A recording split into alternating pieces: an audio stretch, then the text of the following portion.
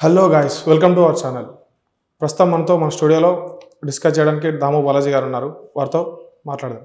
నమస్కారం సార్. నమస్తే sir, big boss నిన్న ఫైనల్ ఎపిసోడ్ జరిగింది. సో సోషల్ మీడియాలో వచ్చిన టాక్ ఏంటంటే బిగ్ బాస్ ముందడు చాలామంది అభిమానులు వచ్చి కారద్దాలు పలుకొట్టి సంచలన సృష్టించారని సోషల్ మీడియా మనం చూస్తున్నాం. సో దాన్ని ఏమంటారు సార్? యాక్చువల్గా నిన్న సీజన్ 7 బిగ్ బాస్ ఫినాలే జరిగింది. అంటే విన్నర్ని రన్నర్ అప్ని ప్రకటించడానికి పెద్ద రెగ్యులర్గా ఎవ్రీ సీజన్లో అలాగే చేస్తుంటారు. అయితే నిన్న కొన్ని అవాంఛనీయ సంఘటనలు అని చెప్పచ్చు.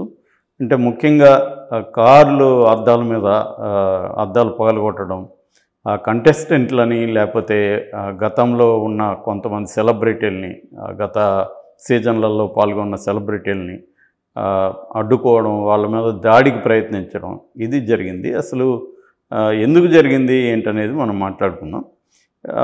దీంట్లో మనకు తెలుసు ఫైనల్గా 6 మంది ఉన్నారు. పల్లవి ప్రశాంత్, అమర్దీప్, శివాజీ, ప్రియాంక, యావర్, అంబటి అర్జున్. వీళ్ళల్లో యావర్ ఏమో 15 లక్షలు తీసుకొని తను వెళ్ళిపోయాడు.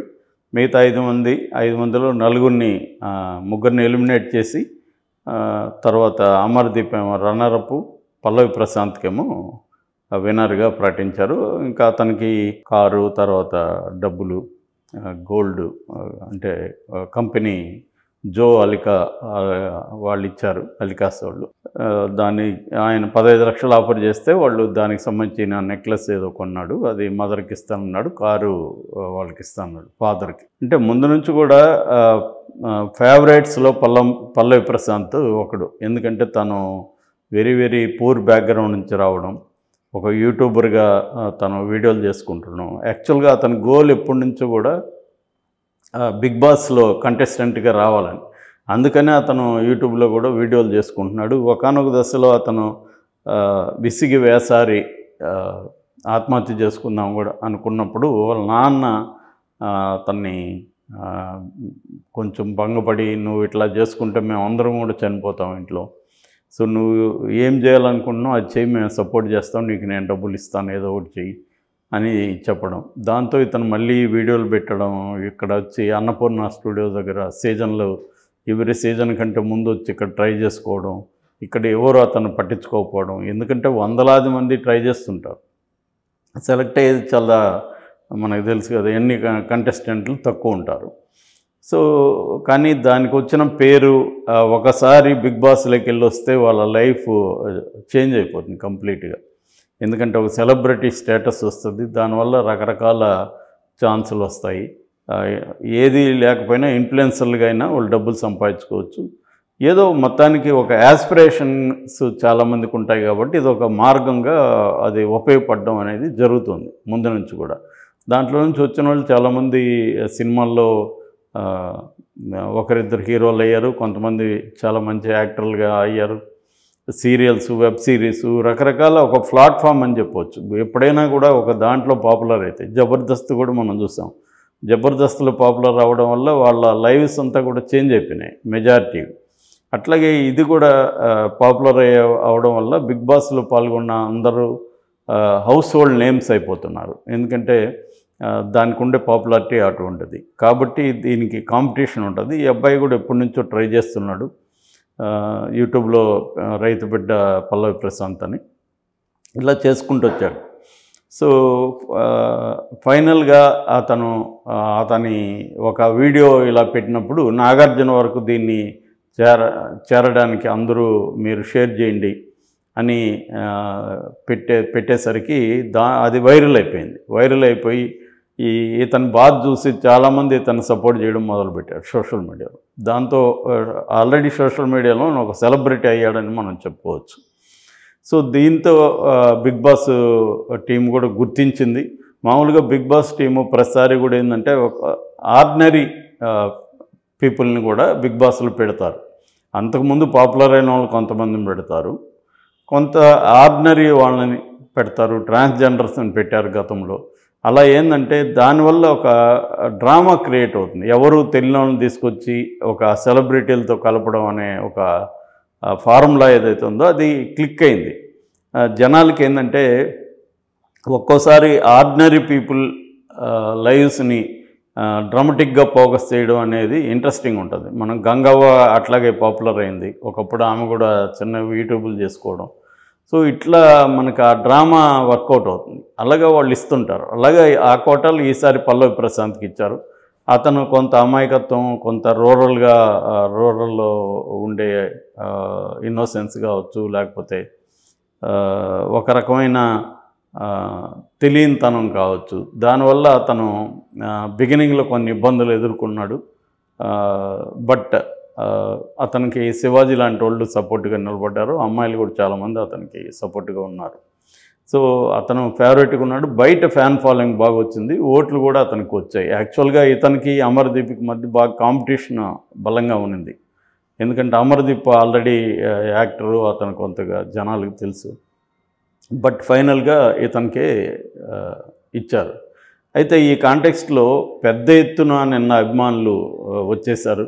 అంటే మన అన్నపూర్ణ స్టూడియోస్ వాళ్ళు కానీ, బిగ్ బాస్ టీం కానీ ఇంత క్రౌడ్ని ఊహించలే. దాదాపు 1,00,000 మందికి పైన వచ్చారని చెప్తున్నారు. ఆ లేన్లో మాత్రం పోలీస్ ప్రొటెక్షన్ పెట్టారు. వీళ్ళు అప్పటికి బిగ్ బాస్ టీం వీళ్ళని హెచ్చరించారు, మీరు ఇప్పుడే బయటకు వెళ్ళకండి జనం ఉన్నారని. అప్పటికి 1-2 hours అక్కడ లోపల ఉండిపోయారు వీళ్ళు సెలబ్రిటీస్. అశ్విని కానీ ఇలాంటి వాళ్ళంతా బయటికి రాలేదు, అమర్దీప్ వీళ్ళు. కానీ వాళ్ళు ఎంతసేపు అని ఉండగలరు, పోలీస్ ప్రొటెక్షన్ ఉంది, మీరు వెళ్ళొచ్చని బిగ్ బాస్ వాళ్ళు చెప్పారు. దాంతో వాళ్ళు బయటకు రావడంతో ఒక్కసారిగా జనం మీద పడిపోయి దాదాపు 10 కార్ల పైన డోర్లు వెనక గ్లాసులు కొట్టేశారు. బస్సు అద్దాలు కొట్టారు, సికింద్రాబాద్ కొండాపూర్ బస్సు.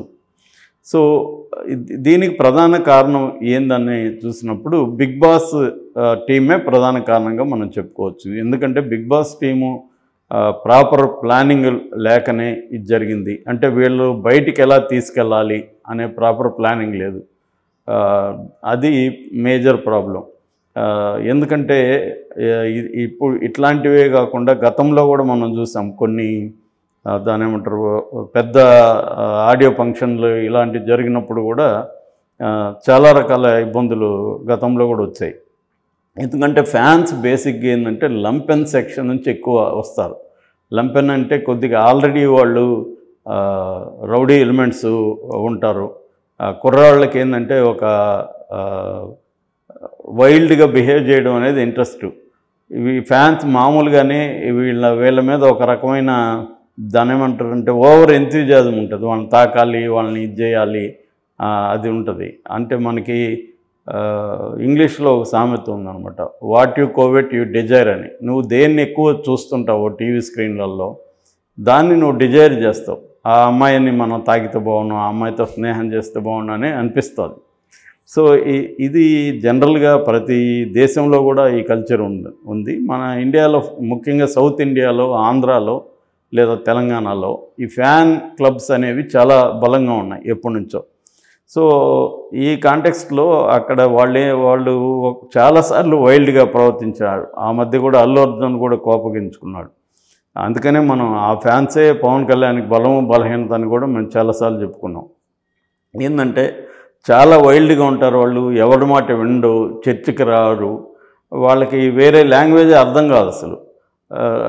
కాబట్టి అలాంటి వాళ్ళని కంట్రోల్ చేయాలంటే బలమైన పోలీస్ ఫోర్స్ ఉండాలి, లేదా ప్రైవేట్ సెక్యూరిటీ అన్న పెట్టుకొని ఉండాలి. కనీసం ఒక 100-200 మంది ప్రైవేట్ సెక్యూరిటీని, బౌన్సర్ని వాళ్ళు పెట్టుకొని ఉండాలి. అది లేకుండా ఇప్పుడు వీళ్ళకి అద్దాలు ధ్వంసమైందనే కాదు, ఒక ట్రామా క్రియేట్ అయింది వాళ్ళకి. ఆ అమ్మాయిలు చెప్తున్నారు, ఆ సెలబ్రిటీ పోలీస్ స్టేషన్లో కంప్లైంట్ ఇచ్చిన టీవీలతో మాట్లాడుతున్నారు వాళ్ళు చెప్తుంటే ఎంత ట్రామాకి వాళ్ళు గురయ్యారు. ఎందుకంటే ఒక అమ్మాయిని అయితే లాగుతున్నారు, అశ్విని చేయబట్టుకొని లాగుతున్నారు, వాళ్ళ ఫ్యామిలీ మెంబర్స్ ఉన్నారు, అమర్దీప్ వాళ్ళ భార్య వాళ్ళ మదర్ ఉన్నారు. సో వాళ్ళకు భయభ్రాంతం అయిపోయారు. ముందుకు కారు పోవడానికి కూడా లేరు, చుట్టుముట్టేశారు, పైన ఎక్కేశారు. సో ఇది వాళ్ళకేంటంటే ఒక వైల్డ్ ఫన్ వాళ్ళకి. ఇదంతా పైగా టీవీల్లో వస్తుంది, వీడియోలు తీస్తున్నారు. ఇదైంది. దీనికి మరి వీళ్ళని ఖచ్చితంగా కొంతమందినైనా గుర్తించి శిక్షించగలిగితే ఇటువంటివి రిపీట్ కాకుండా చూసుకోవచ్చు. అట్లాగే నెక్స్ట్ టైం దీని నుంచి లెసన్స్ ఏం తీసుకోవాలంటే బిగ్ బాస్ టీము ప్లాన్డ్గా వాళ్ళని ఎలా బయటికి తీసుకు వాళ్ళ ఇళ్ళకి ఎలా చేర్చాలన్న ప్లాన్ కూడా వాళ్ళకు ఉండాలి. సో దానికి సంబంధించిన సెక్యూరిటీ ఏర్పాట్లు చేసుకోవాల్సిన అవసరం ఉంది.